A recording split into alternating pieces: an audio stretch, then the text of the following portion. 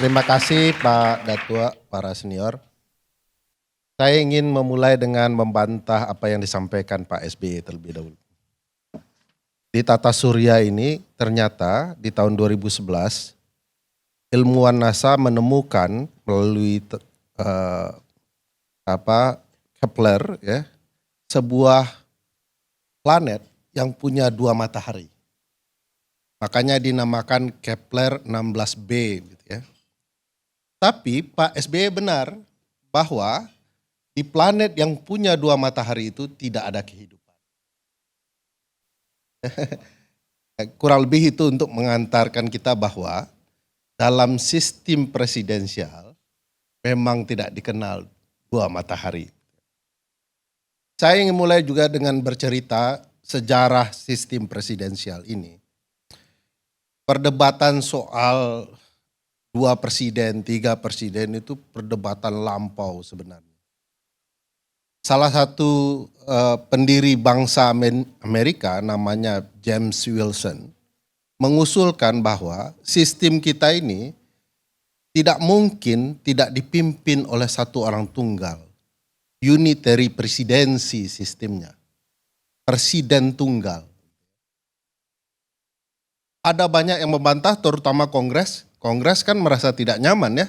Secara politik ada tampuk sentral kekuasaan yang bernama presiden.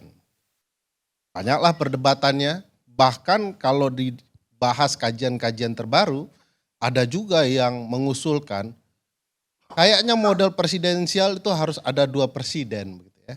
Misalnya David Oren Leach yang menceritakan harus ada 2-3 orang gitu ya, agar bisa berbagi kekuasaan gitu ya, kolektif.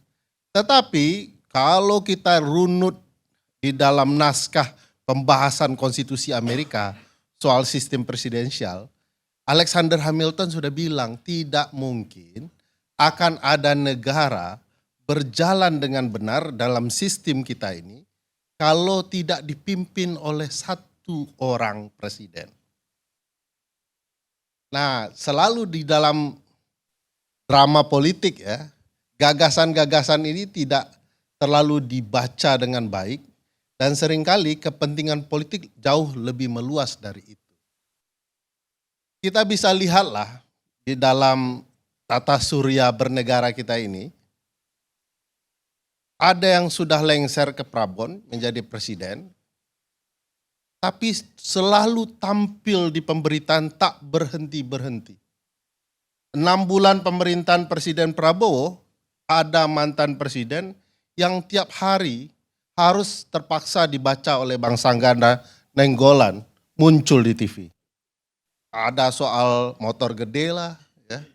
Ada soal wisata Jokowi lah, ada soal sekolah pimpinan menengah kepolisian yang datang lah, ada yang mengaku bos. Jadi bukan mantan bos, tapi eksplisit menyebut masih bos saya. Apa imajinasi yang bisa kita pikirkan dari pernyataan ini? Ada orang yang masih mengakui selevel menteri, orang yang menjadi bosnya. Padahal secara konstitusional, pasal 17 Undang-Undang Dasar 1945 mengatakan bahwa para menteri itu adalah pembantu presiden yang sedang berkuasa, bukan pembantu mantan presiden. Dia bisa dilantik, bisa diberhentikan, bertanggung jawab kepada presiden yang berkuasa. Tiba-tiba dengan konsep penghormatan tunggal, ya, pengabdian tunggal kepada presiden, ada menteri yang berani bilang mantan presiden, he is still my boss. Wah, itu berani sekali itu menteri. Kecuali memang ada orang yang bertindak bahwa dia harus dianggap masih bos para menteri ini. Ini problematika kalau saya lihat ya dari hari-hari ya, 6 bulan, coba cek Bang Ganda nanti di pemberitaan, persentase pemberitaan soal Joko Widodo, baik yang dimunculkan oleh anak buah, mantan anak buahnya, maupun pemberitaan, maupun ulah dari Presiden Jokowi sendiri. Contoh ulah Presiden Jokowi kemarin melaporkan soal ijazah palsu. Berita lagi soal Pak Presiden Jokowi. 6 bulan banyak sekali soal berita Pak Presiden Jokowi. Nah ini di titik tertentu karena hukum tata negara juga harus menganalisa gerak dan langkah politik. Ada upaya matahari lain terbit di dalam ruang tata surya ketatanegaraan kita. Dan harus diingat pesan Pak Prabowo tadi yang dibenarkan oleh ilmuwan NASA, tidak ada planet yang bisa long lasting kalau kemudian ada 2 tata surya. Saya mau menurunkan analogi ya. Dalam sebuah kapal, saya pernah menulis di Tempo, judulnya Satu Kapal Dua Nahkoda. Kurang lebih ceritanya, tidak akan ada kapal negara yang mampu berlayar maksimal ya, kalau kemudian dipimpin oleh 2 nahkoda. Coba contoh, mana ada kapal yang punya 2 nahkoda? Kalau nahkoda pasti ada ko-nahkodanya, kurang lebih begitu ya. Bahkan bus saja yang supir-supir itu, nggak ada kemudian supir kecuali supir cadangan, wakil menteri itu. Supir utama ya 1. Bayangkan kalau lebih tinggi dari itu pesawat negara ya. Kalau kemudian bosnya 2 pilot itu, ancamannya adalah para penumpang dari sebuah negara. Saya tidak terbayang kalau negara kita dipimpin oleh 2 presiden yang punya ambisi yang sama. Pertanyaan besarnya adalah, apa yang menyebabkan matahari ini ingin terus terbit, padahal harus sudah tenggelam? Saya menduga beberapa hal. Dan itu perlu kita simak hati-hati agar tradisi ketatanegaraan kita bisa berjalan dengan baik. Harus ada mantan presiden menghormati presidennya. Saya melihat misalnya Pak Presiden Jokowi, ini jangan salah paham ya, dalam tradisi ketatanegaraan penghormatan kepada mantan presiden tetap disebut sebagai presiden.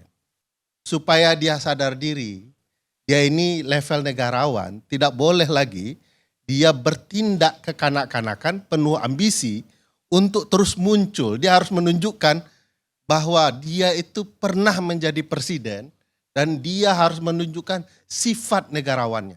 Maka tradisinya tetap dipanggil sebagai presiden. Nah Pak Presiden Joko Widodo kemungkinan besar agak khawatir juga dengan anak beliau yang disukai oleh Bang Rocky ya.